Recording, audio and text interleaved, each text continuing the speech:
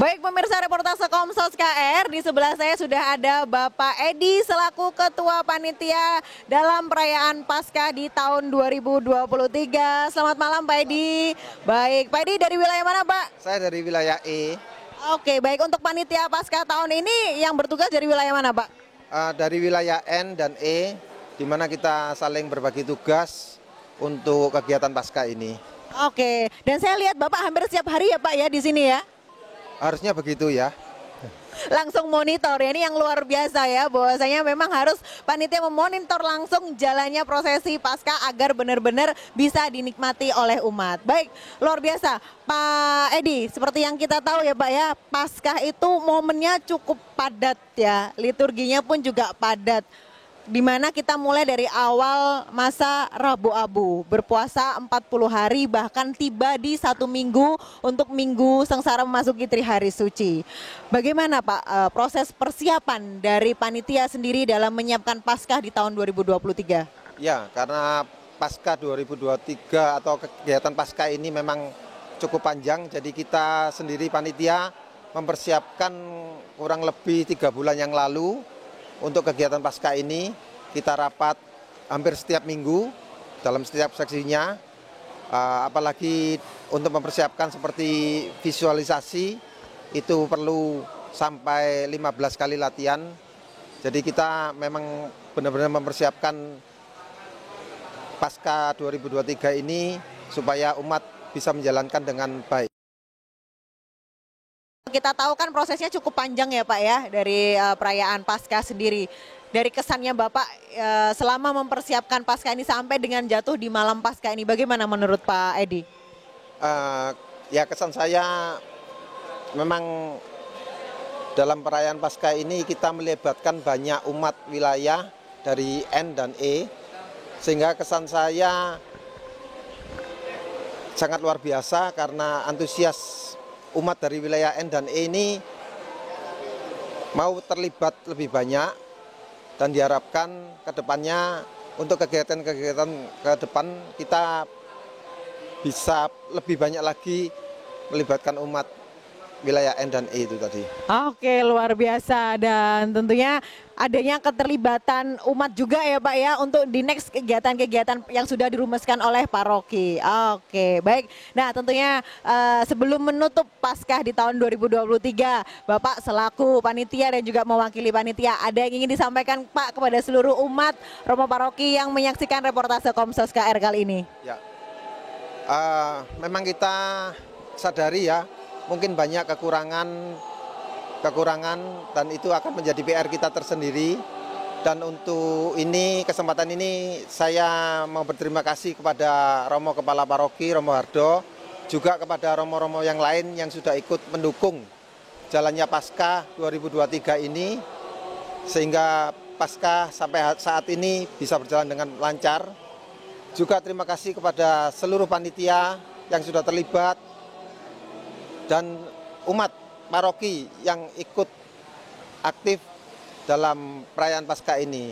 Terlebih saya berterima kasih kepada para donatur yang telah ambil bagian dalam Paskah 2023 ini, baik menyumbang secara materi maupun secara barang dan juga doa. Terima kasih sekali lagi kepada semuanya, sehingga Paskah 2023 ini berjalan dengan baik. Oke, baik, terima kasih banyak Pak Edi dan seluruh panitia Paskah di tahun 2023. Baik, demikian pemirsa reportase Komsos KR, sekilas penuturan dari Ketua Panitia Paskah tahun 2023 khusus hanya untuk reportase Komsos KR.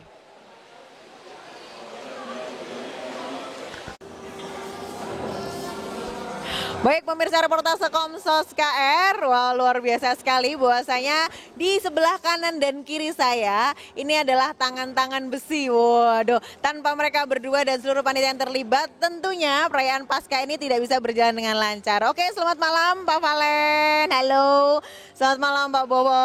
Oke, luar biasa. Nah, Pak Valen dan juga Pak Bowo, boleh dong sedikit di-sharingkan, di-spill dikit untuk pemirsa reportase Komsos KR. Bagaimana sih persiapan Bapak berdua dan dan seluruh tim menyiapkan serangkaian Paskah di tahun 2023. Siapa ini, Pak Valen atau Pak Bowo? Oh, kebalik nih. Kalau persiapan sih sebetulnya bukan jangka pendek, kita sudah lama semua itu dipersiapkan. Cuman dalam hal-hal yang mendetail itu dibicarakan dengan panitia Paskah, apakah ada permintaan yang khusus gitu ya. Jadi misalnya, oh jumlah kursinya harus sekian gitu. Kita hitung kursinya, kalau nggak ada, kebetulan tahun ini kita minjem, tidak sampai menyewa ya, seperti hal-hal begitulah. Terus penggunaan AC-nya, karena tahun ini jumlah umat diharapkan banyak setelah pandemi, dan letak kursinya lebih rapat sehingga kita memutuskan menggunakan jumlah AC lebih banyak yang disewa itu, sehingga suasana dinginnya bisa tercapai.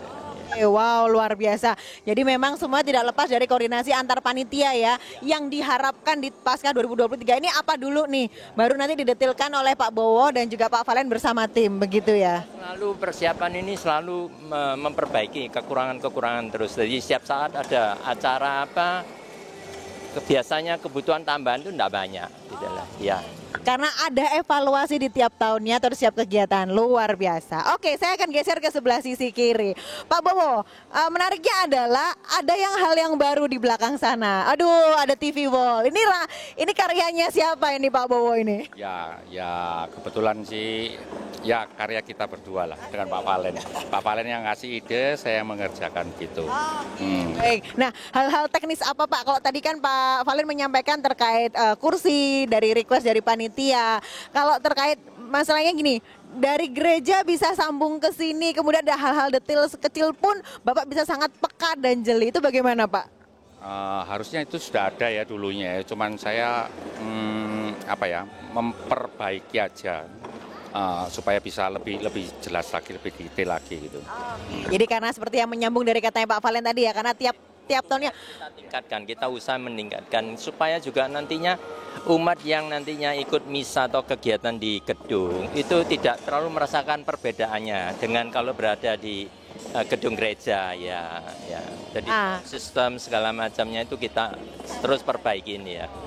Luar biasa. Jadi semangatnya adalah meskipun misalnya di gedung, tapi feel-nya seperti di dalam gereja. Waduh, luar biasa. Dari Romo Paroki juga ya, himbauan-himbauan atau pengarahan dari beliau. Sip, karena restu beliau akhirnya ini semua boleh berjalan. Nah, yang terakhir nih buat Bapak berdua, kesannya apa sih yang paling susah dalam menyiapkan Paskah 2023 ini apa? Jangan bilang gampang ya, ini sungguh sangat rangkaiannya. Kalau bilang susah ya susah, tapi kalau ada kerjasama yang baik, semuanya jadi ringan. Sebagai contoh sekarang ini menata kursi begini banyak jadi enteng. Kalau kita kerja orang yang sedikit ya. Jadi koordinasi itu penting ya. Juga ya kepemimpinan panitia tahun ini luar biasa menurut saya. Terima kasih banyak. Pak Bowo, bagaimana kalau Pak Bowo? Apakah ada sesuatu yang kendala yang dirasa ini sangat berkesan sekali buat saya di Paskah 2023? Kalau bagi saya apapun bisa, harus bisa kalau mau. Oke, apapun bisa dilakukan, harus bisa asalkan mau. Waduh, luar biasa. Baik, ini adalah mewakili seluruh panitia dan juga seluruh tim. Ini MacGyver-nya gereja ini ya. Apapun yang tidak bisa menjadi bisa. Oke, sungguh sangat luar biasa sekali Pak Valen dan juga Pak Bowo. So thank you sekali dalam mempersiapkan Paskah di tahun 2023. Kiranya ini benar-benar bisa menjadi berkat untuk seluruh umat yang mengikuti Paskah di tahun 2023.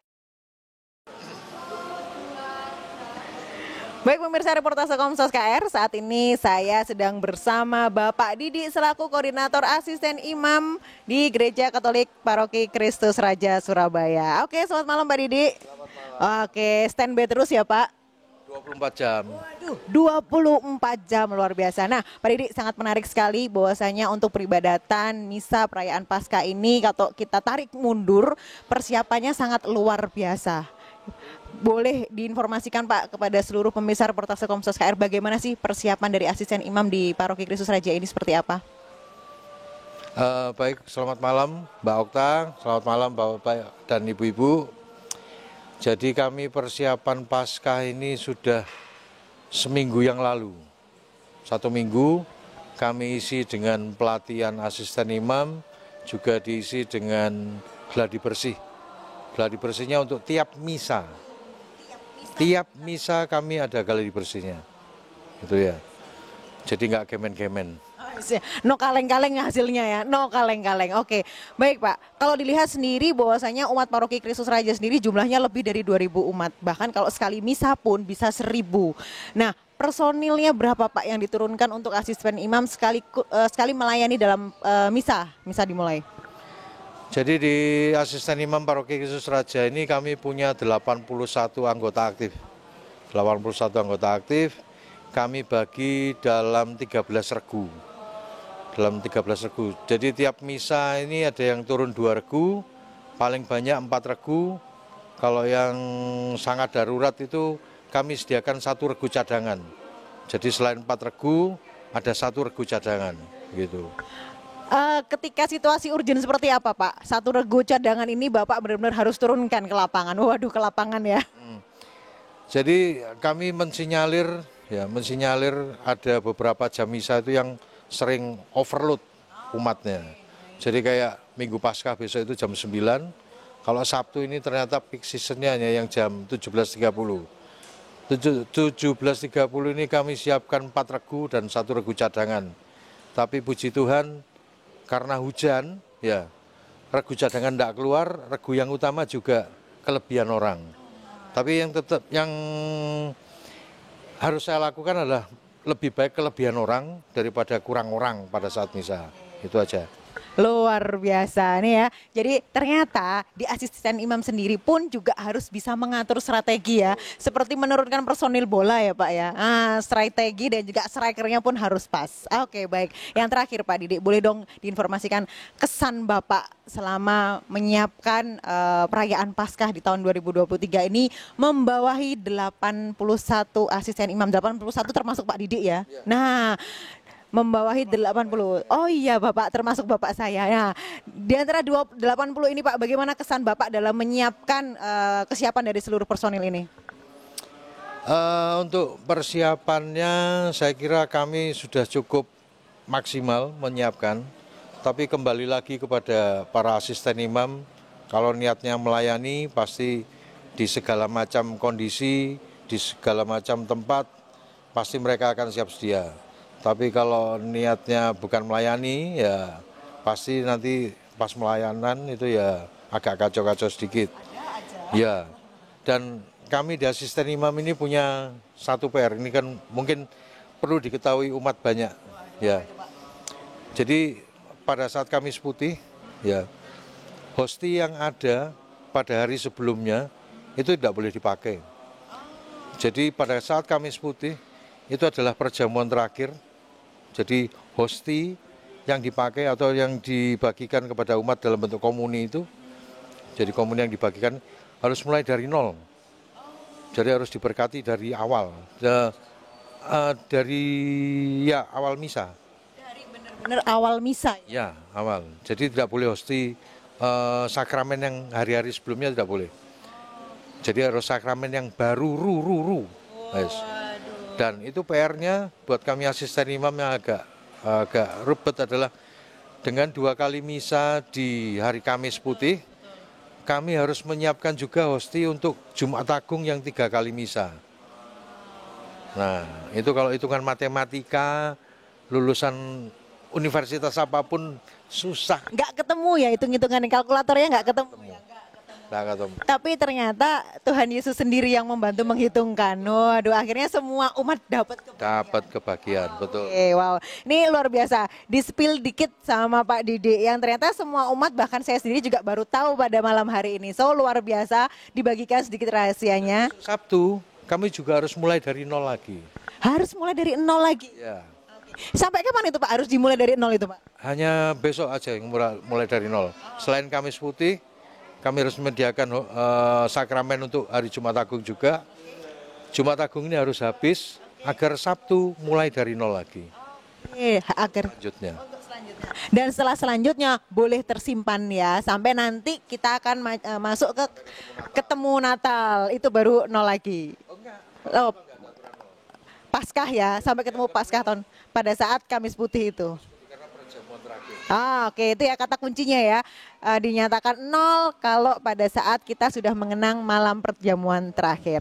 Oke, Paskah terutama. Oke, baik. So, luar biasa sekali Pak Didi. Selain dari persiapan asisten imam sendiri, ini pun juga ada pengetahuan baru untuk kita semuanya, seluruh umat Katolik ya, khususnya untuk pemirsa reportase Komsos KR. Baik Pak Didi, terima kasih banyak untuk informasinya. Selamat Paskah tentunya juga buat Pak Didi dan juga seluruh asisten imam. Terima kasih banyak untuk informasi dibagikan dan selamat bertugas kembali. Tuhan Yesus memberkati. Baik pemirsa reportase Komsos KR, tentunya dalam perayaan Paskah ini tidak lengkap tanpa keterlibatan dari tim liturgi. Wah, dan tentunya di sebelah kanan dan kiri saya, waduh, tidak bisa berjalan dengan lancar tanpa beliau berdua ini dan seluruh timnya yang mensupport kegiatan perayaan Paskah tahun 2023. Dan di sisi kiri saya sudah ada siapa? Ibu? Bu Wahyu. Oke, Bu Wahyu selaku koordinator seksi liturgi, betul ya Bu ya? Dan di samping kanan saya ada siapa ini? Resa. Oke, ada Kak Resa selaku wakil dari Bu Wahyu. Baik, boleh di-spill sedikit ya Bu Wahyu dan juga Kak Resa terkait perayaan Paskah di tahun 2023 ini ya. Seperti kita ketahui bahwasanya sekarang sudah mulai bergeser, bukan lagi online tapi juga offline. Kira-kira persiapan apa saja sih khususnya di area liturgi? Karena liturgi sendiri ini adalah hal yang paling krusial. Karena Paskah ini tata urut liturginya lebih padat daripada misa hari besar lainnya. Oke, siapa nih Bu Wahyu atau Kak Resa? Oh, langsung digeser ke kiri ya. Berarti next pertanyaan kedua Kak Resa ya. Oke, udah setuju. Iya, kalau saya lebih pada mengingat kembali ya untuk memang tadi yang disampaikan ya benar, beberapa ritus mungkin yang harus banyak yang harus disiapkan mulai dari urutan-urutan Pekan Suci, bahkan sebelumnya itu masuk Rabu Abu, itu sudah menjadi satu paket. Hari yang lalu ya. Betul, itu. Dari liturgi sebetulnya sudah ada patokan pakem. Nah, pakem-pakemnya itu kemudian kan sekarang ada perubahan di TPE yang baru. Nah, kemudian ada kebijakan-kebijakan dari keuskupan. Nah, itu yang terus kami persiapkan, kami update kembali pada rekan-rekan petugas pelayan liturgi. Waduh, luar biasa. Nah, butuh waktu berapa lama ini Bu Wahyu dan juga tim untuk mendeploy seluruh tim liturgi di bawahnya? Karena kan ada perubahan, kemudian dari online ke offline kembali. Tim personil yang terlibat juga sangat banyak sekali. Kira-kira butuh waktu berapa lama ini persiapannya ini? 2 bulanan lebih. 2 bulanan lebih? Karena persiapan juga timnya, masing-masing koordinator juga mengkoordinir anggotanya, dijadwalkan seperti itu. Kemudian mulai dari misinar ada AI, Mazmur, Lektor, PUK juga, ada tim Pasio juga. Nah, semuanya dari timnya Bu Wahyu ini ya, koordinator masing-masing cari anggotanya, diplotkan jadwal ini. Ya, otomatis menyesuaikan juga dengan jadwal misa dan ibadat. Ya. Oke, good. Jadi bahwasanya selain beliau berdua ini ternyata cabangnya banyak ya, akarnya ya. Dan itu memang harus terkoordinasi agar perayaan atau ibadat ini benar-benar bisa berjalan sesuai dengan TPE dan juga apa yang sudah dirituskan dalam dalam misa tersebut. Oke, luar biasa. Nah, satu lagi boleh nih spill-nya nih, boleh. Sebetulnya kami nggak bekerja sendiri, jadi ini kan ada kepanitiaan Paskah ya. Kepanitiaan Paskah ini yang menggabungkan diri dengan seksi liturgi. Jadi include kami dibantu banyak hal, kami dibantu mulai dari persiapan untuk pelatihan, lalu untuk gladi bersih itu ya, itu kami terbantu dengan kepanitiaan ini. Jadi hebat. Untuk kepanitiaan Paskah tahun 2023 ini wilayah E dan N betul. Jadi sinerginya luar biasa ya Bu Wahyu dan Kak Resa ya. Oke, jadi tidak hanya panitia bekerja sendiri, tim dari Orka di gereja sendiri juga nggak bekerja sendiri tapi saling sinergi. Oke, baik. Yang terakhir nih Kak Resa mungkin bisa menjawab. Berbeda nih, kita seperti orang kaget. Kenapa dibilang orang kaget? Kita 2 tahun pandemi, online agak sedikit dibatasi, ritusnya agak beda ya kan. Nah sekarang kita seperti wow, tiba-tiba umat semua mendarat ke gereja, masuk ke gedung baik gereja maupun gedung full penuh dengan umat. Bagaimana? Apakah yang membedakan dari tahun-tahun sebelumnya? Apakah tadi sudah disiapkan atau tiba-tiba kaget nih? Untuk pakem-pakem yang tadi Bu Ayu sempat bicarakan tuh memang pasti ada, jadi tetap pakai ritus-ritus utama itu pasti. Tapi mungkin penyesuaian, misalnya yang dulu abu, contoh abu aja, dulu tabur kepala kan, sekarang kembali ke dahi. Kemudian untuk salib, nah ini kan penghormatan salib, kita jadi satu, seperti itu. Dulu semua penciuman, tapi ya itu ada artinya. Kalau mau tahu, nah itu bisa mendekat ke tim liturgi, tanya ke Bu Ayu. Kenapa ini kok begini? Nah itu ada dasarnya semua, ada pertimbangannya, ada faktor-faktor liturgisnya, biblisnya juga ada. Jadi semuanya enggak, oh ini maunya kami, tim liturgi, ini maunya Romo, enggak, semua ada aturannya gitu. Nah itu pun yang kami sampaikan waktu gladi bersih, dilatihkan. Ini kok gini, pakai ini. Nah itu semua ya menyesuaikan, karena kan dari pandemi kita di rumah nggak ngapa-ngapain, ya pokoknya ya ngelihat sesuai patokannya itu, ya sekedar itu misalnya. Tapi di sini jadi lebih padat, lebih banyak, ya itu alasannya, karena kita sebenarnya ya ritusnya begini, itu sih. Oke. Baik, wah ini tentunya juga menjawab ya rasa penasaran umat.